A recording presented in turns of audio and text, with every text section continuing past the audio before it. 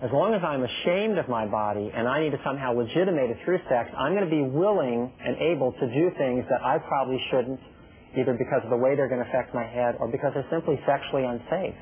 We need to start looking at those things. When you look at what's between my legs and you say, well, that's not what I was expecting, I need to say, well, this is who and what I am. The nice thing about life is if you don't want to sleep with me, that's okay. The door is over that way. If you're happy with this because I'm happy with my own body, then maybe we can proceed. And if you're not sure, maybe we can talk about it. But we don't have to jump into bed and have sex while we're negotiating these issues. And I don't have to offer you my body in order to feel like I'm somehow meeting some standard of realness that's out there. We as transgender women need to be more healthier with ourselves.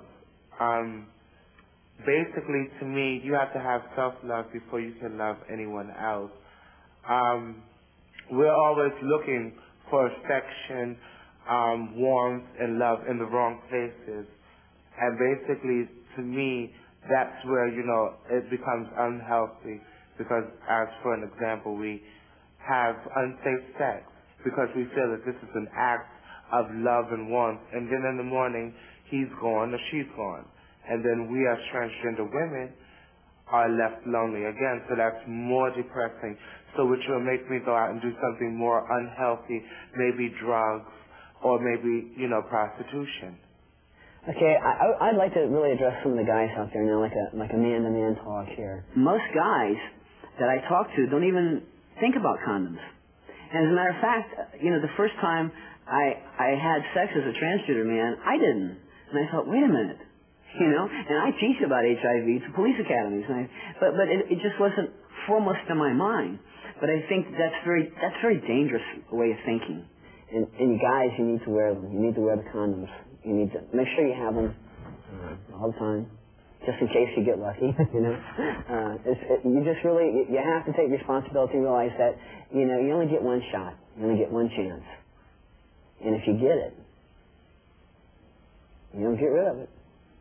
If you're, I think that if you are a drag queen and you're in bed with a man because that's where he wants to be and he knows what's going on, I think that it might be something of an issue if you're stopping to put a condom on because it's drawing attention to your genitalia. It depends on who your partner is, though.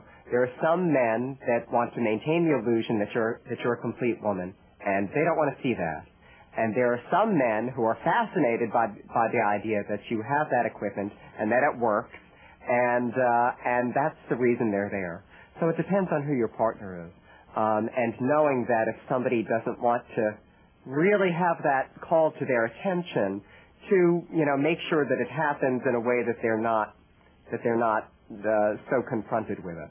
Because of the isolation that cross-dressers experience, there are certain health risks. We believe that there's a larger percentage of substance abuse in the cross-dressing community.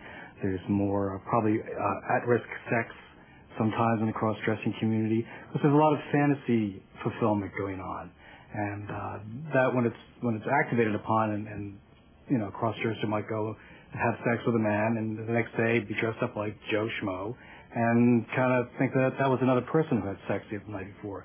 It may not take the proper precautions, and that's something that we really need to address in our community, some of the health concerns, and that's something that's been not talked about enough.